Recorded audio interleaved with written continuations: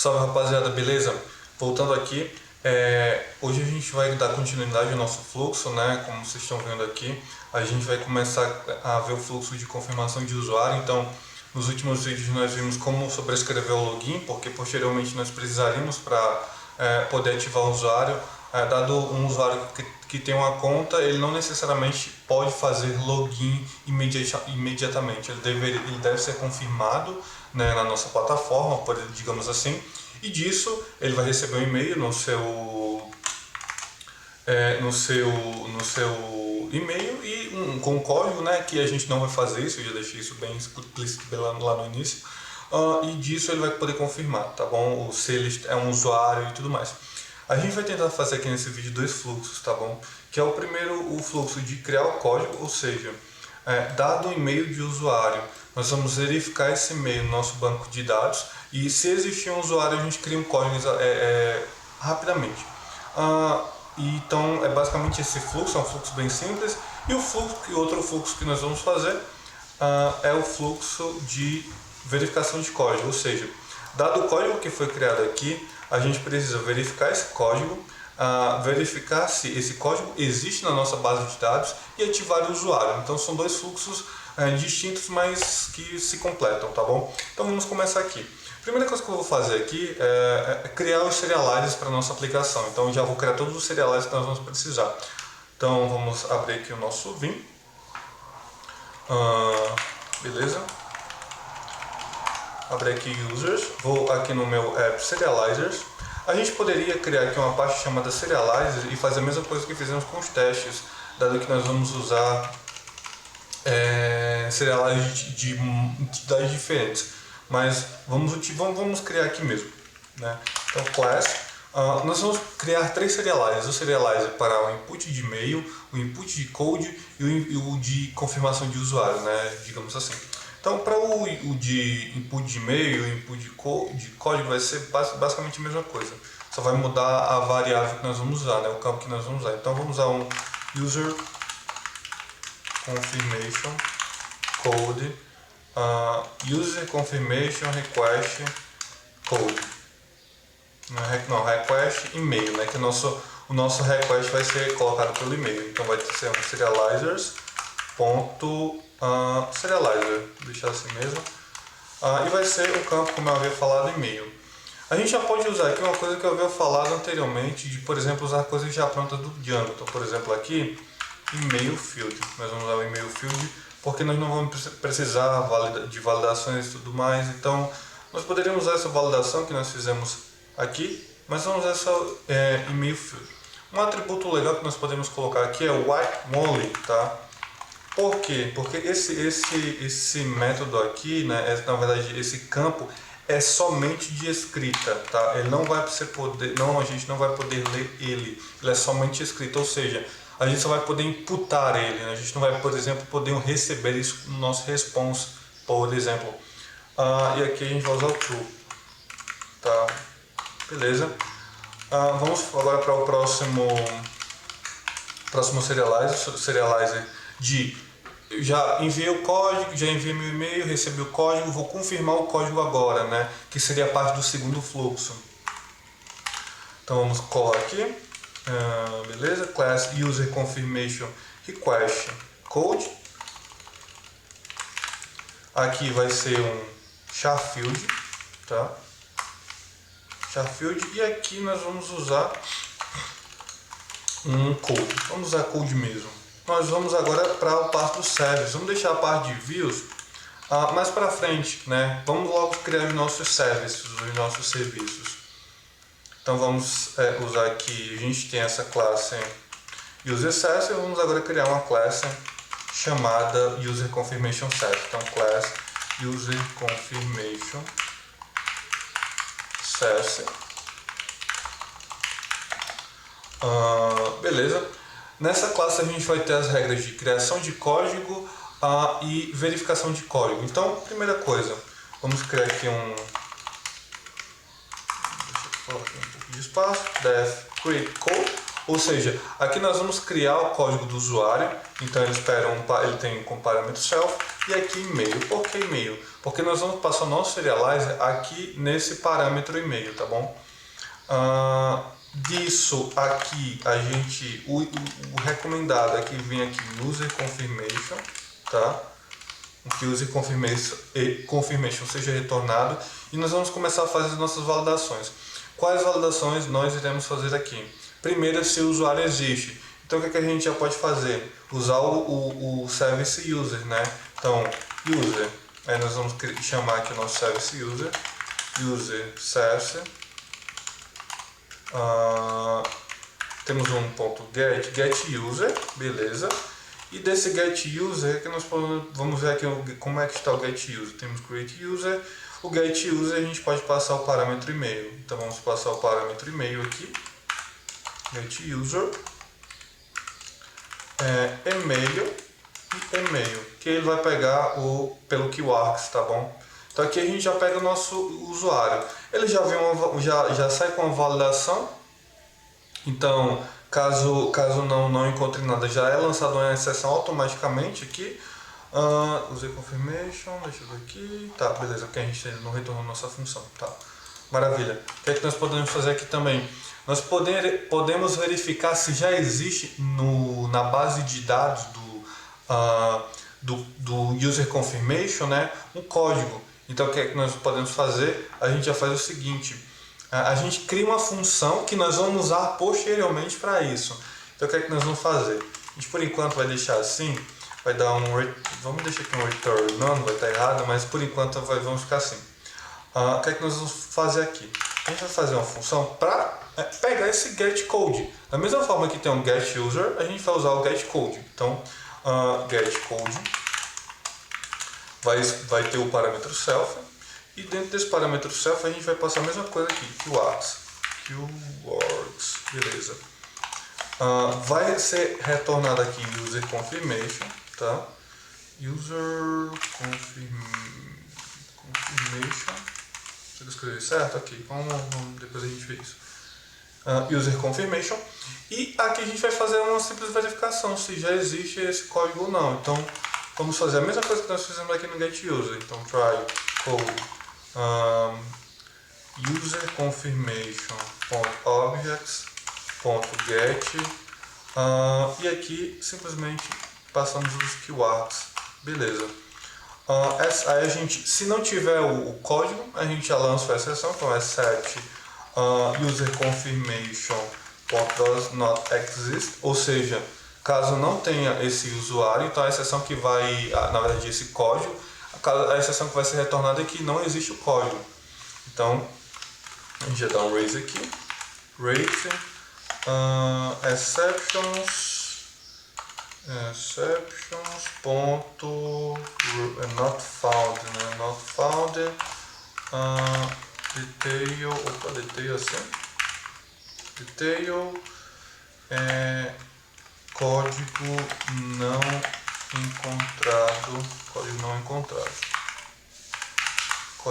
encontrado. Ok, beleza, nosso get code está funcionando aqui. E o que é que a gente faz? Na verdade eu não sei, aqui não pode retornar um exception. Eu vou mostrar para vocês por quê.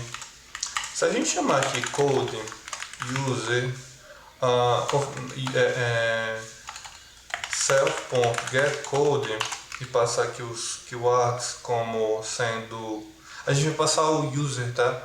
Então a gente vai passar aqui user /user, porque o user é um atributo do user confirmation. Então, caso a gente passe aqui, já é lançado uma exceção e a gente não vai conseguir nem criar. Então aqui nós vamos retornar um falso. Return falso. Tá. Infelizmente acabou sendo um erro meu. Beleza. O que é que nós podemos usar aqui também? A gente já vai importar aqui uma coisa para dar tipagem a isso aqui. Typing from typing import union. O que é que acontece? Aqui no getCode pode vir um código ou pode também vir booleano. Então o que é que nós vamos fazer? caso venha o código, a gente vai retornar o código.